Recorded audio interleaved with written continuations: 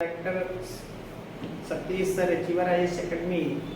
मैंने पिछली क्लास में डिस्कस किया था कि समाज है क्या, समाज की व्याख्या की गई थी। आज हम डिस्कस करेंगे सामाजिक समूह है क्या, सामाजिक समूह को कैसे परिभाषित किया जा सकता है, सामाजिक समूह का निर्माण कैसे हुआ, सामाजिक समूह का विभाजन किन किन विचारकों ने कैसे किया है, इस पर हम आज डिस्कस करेंगे। आज देखेंगे समूह है क्या। समूह का अभिप्राय, जब व्यक्ति किसी भी समाज में रहता है तो समूह का निर्माण करता है। समूह का निर्माण का मुख्य कारण है व्यक्ति अपनी आवश्यकताएं, जब तक व्यक्ति अपनी आवश्यकताओं की पूर्ति नहीं करता तब तक किसी समूह का सदस्य नहीं बनता है। इसीलिए आर.के. मर्टन ने इस बात पर बल दिया है कि किसी भी समूह के निर्माण के लिए कम से कम 3 चीज़ों का होना आवश्यक है। पहला है कि कम से कम 2 व्यक्ति होना चाहिए। पहला है कि कम से कम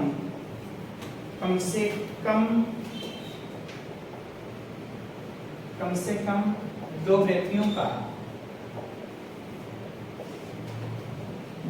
का होना अनिवार्य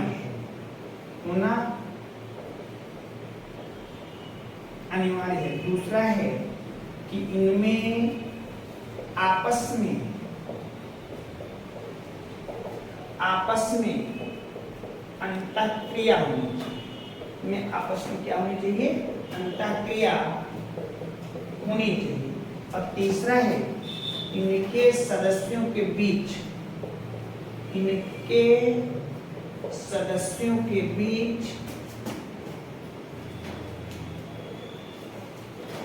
हम की भावना होनी चाहिए। इस तरह से यदि ये 3 कंडीशन किसी भी समूह के द्वारा फॉलो किया जाता है तो किसी भी समूह का निर्माण देखा जा सकता है। इस तरह से आर.के. मर्टन ने समूह के निर्माण के 3 आधारों पर किसी भी सामाजिक समूह के निर्माण की बात कही। इस तरह से विभिन्न विचारकों ने सामाजिक समूह को अपने आधार पर परिभाषित किया, जिसमें एक विचारक का नाम आता है अकबर निमकाप ने कहा कि व्यक्तियों का ऐसा संग्रह जो एक दूसरे पर क्या होते हैं, निर्भर होते हैं और एक दूसरे पर प्रभाव डालते हैं, ऐसे समूह को हम सामाजिक समूह की श्रेणी में रखते हैं। ये परिभाषा अकबर निमकाप के ने दी।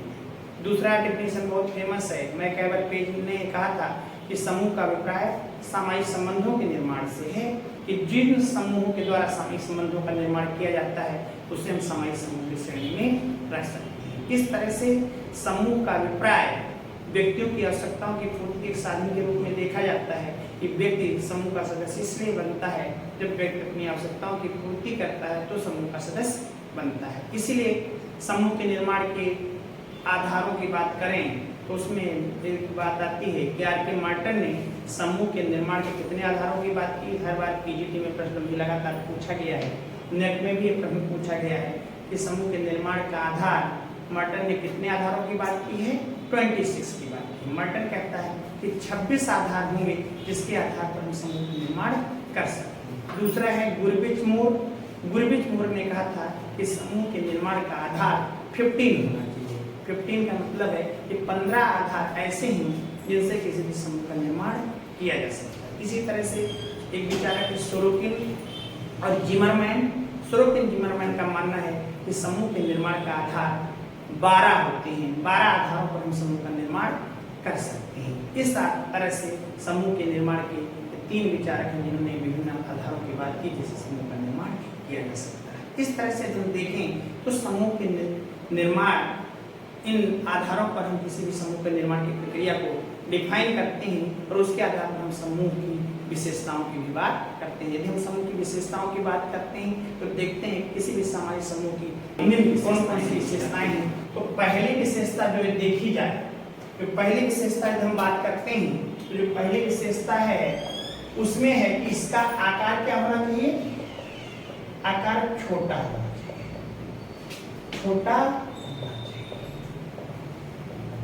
होना चाहिए। दूसरा क्या है कि इनके सदस्यों के बीच पारस्परिक जागरूकता एवं आत्मनिर्भरता देखी जाती है। आत्मनिर्भरता देखी जाती है। तीसरा है इनके सदस्यों के बीच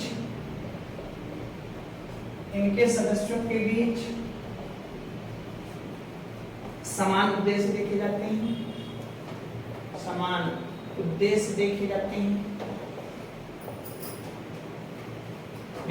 हैं। चौथा पॉइंट है कि इन्हें हम मूर्त की श्रेणी में रखते हैं। क्यों मूर्त में रखते हैं? क्योंकि इसके सदस्य क्या होते हैं? व्यक्ति होते हैं। अगला पॉइंट है कि इसमें एक नियम एवं कानून पाया जाता है। नियम कानून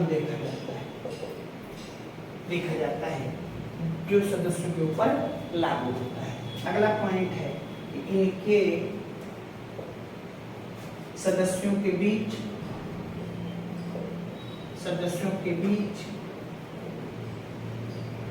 अस्थिरीकरण देखा जाता है। इस तरह से हम देखते हैं कि उपरोक्त विशेषताएं हैं जो किसी भी सामायिक समूह के अंतर्गत देखी जाती हैं, जिसके आधार पर हम किसी भी सामायिक समूह की व्याख्या कर सकते हैं। सामायिक समूह इस आधार पर हम देखते हैं हम पाते हैं किसी भी समूह का निर्धारण के आधार पर इन विशेषताओं को इंगित किया जा सकता है। इस तरह से समूह का विभाजन भी विभिन्न विचारकों के द्वारा किया गया। ये विचारक निम्न प्रकार के हैं, जैसे विलियम ग्राहम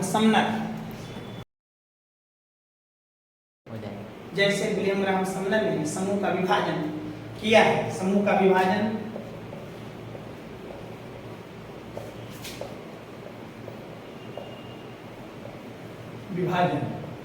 पहला है विलियम ग्राहम समनर ने समूह को दो भागों में बांटा है। पहला है अंतः समूह और दूसरा है बाह्य समूह। अंतः समूह वह होते हैं जो आकार में छोटे होते हैं। उनमें सदस्यों के बीच आमने सामने का संबंध देखा जाता है। इसका सबसे अच्छा एग्जाम्पल है परिवार, पड़ोस और क्या मित्र मंडली। ये अंतः समूह के सबसे अच्छे उदाहरण माने जाते हैं। उसी तरह से जब हम वाह्य समूह की बात करते हैं तो वाह्य समूह में हम देखते हैं कि इनका आकार क्या होता है? बड़ा होता है। इनके सदस्यों में आमने सामने का संबंध नहीं देखा जाता है। इनमें औपचारिक संबंधों की प्रधानता देखी जाती है, जैसे विश्वविद्यालय, नगरीय समाज, ETC आप कर सकते हैं आदि। इसके एग्जाम्पल के परिप्रेक्ष्य में हम रख सकते हैं। ऐसे समाजों में हमेशा कौन सा संबंध पाया जाता है? औपचारिक संबंध पाया जाता है। इस तरह से हम देखते हैं कि अंतर समूह व समूह को विभाजन उनके रहन सहन, खान पान, उनके आपसी संबंधों के आधार पर उसकी व्याख्या हम कर सकते हैं। इसी तरह से एक विचार तानीज जिन्होंने समुदाय को दो भागों में बांटा। एक है जेमिन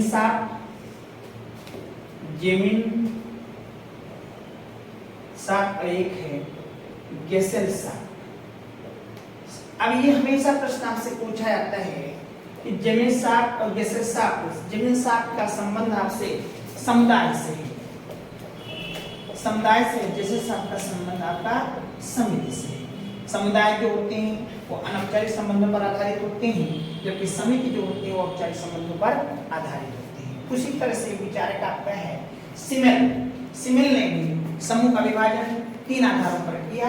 उसने प्राथमिक, द्वितीयक, मोनोइड ट्राइड की बात करता है, प्राथमिक, द्वितीयक और तृतीयक समूह की बात करता है, जिसमें वो कहता है कि आकार के आधार पर उनके संबंधों के आधार पर देखें तो प्राथमिक, द्वितीयक, तृतीयक के आधार पर देखे जा सकते हैं। इस तरह से हम देखें तो जो हमारा समूह का विभाजन है वो इस आधार पर, संख्या के आधार पर उनके रहन सहन, उनके संबंधों के आधार पर इसके विभाजन हम देख सकते हैं। जैसे एक विचारक है बोगार्ट्स ने समूह का विभाजन दो आधार पर किया है, एक है औपचारिक समूह और दूसरा है अनौपचारिक समूह। औपचारिक समूह वे होते हैं जो द्वितीय संबंधों पर आधारित होते हैं, जैसे नगरीय समाज, और अनौपचारिक समूह वे होते हैं जो प्राथमिक संबंधों पर आधारित होते हैं, जैसे आपका परिवार, मित्र मंडली आदि के आधार पर हम समूह का विभाजन करके देख सकते हैं। इस तरह से हम देखें तो परिवार जो है वो प्राथमिक समूह के अंतर्गत आता है, और जो क्या बोलते हैं राज्य है वो द्वितीय समूह के अंतर्गत देखा जाता है। इसी तरह से पूले एक विचारक है, उसने अपनी पुस्तक सोशल ऑर्गेनाइजेशन में समूह का विभाजन दो आधार पर किया। एक समूह को बांटता है वो प्राथमिक समूह की बात करता है, और दूसरा समूह जो है वो द्वितीय समूह है। प्राथमिक समूह वह होते हैं जो आकार में क्या होते हैं, छोटे होते हैं, और उनके संबंधों की जो होती है उनमें प्रधानता देखी जाती है, जैसे परिवार, पड़ोस और मित्र मंडली। ऐसे समूह को हम प्राथमिक समूह के अंतर्गत रखते हैं। द्वितीय समूह की बात बेसिकली कूले न करके कौन करता है, किंग्सले डेविस करता है। किंग्सले डेविस ने अपनी पुस्तक ह्यूमन सोसाइटी में द्वितीय समूहों के बीच व्याख्या की है। तो द्वितीय समूह वह होते हैं जो प्राथमिक समूह नहीं होते हैं, वो क्या होते हैं, द्वितीय समूह होते हैं। और द्वितीय समूह आकार में बड़े होते हैं, संबंधों की क्या होती है, प्रधानता न होकर के उसमें उद्देश्य परक होते हैं, और जैसे उद्देश्य पूरे हो जाते हैं संबंध क्या हो जाते हैं, विकसित हो जाते हैं। इस तरह से हम देखें तो प्राथमिक संबंधों की व्याख्या भी संबंधों के आधार पर हम देख सकते हैं। इस तरह से प्राथमिक और द्वितीय समूह की बात कूले करता है, जैसे कि द्वितीय समूह की बात कौन करता है, डेविस करता है। इस तरह से क्वेश्चन लगभग हमेशा ये पूछे जाते हैं, और हमेशा पीटीटी नेट हायर कमीशन में अक्सर क्वेश्चन यहाँ से उठाया जाता है। और ये क्वेश्चन हमेशा आप लोग नोट करते रहिए, और जो कहीं पर कोई दिक्कत होती है तो फिर हमारी क्लास कंटिन्यू चलती रहती है, उस पर आप कहीं ना कहीं प्रश्न पूछ भी सकते हैं मैसेज के माध्यम से। और हमारी ऑनलाइन ऑफलाइन क्लासेस तो achiever IAS academy Alambagh Lucknow में चल ही रही है। यदि आपको क्लास अच्छी लग रही हो तो लाइक करिए, शेयर करिए, और यदि क्लास ज्वाइन करना है तो दिए गए नंबर पर आप कांटेक्ट करिए। Thank you.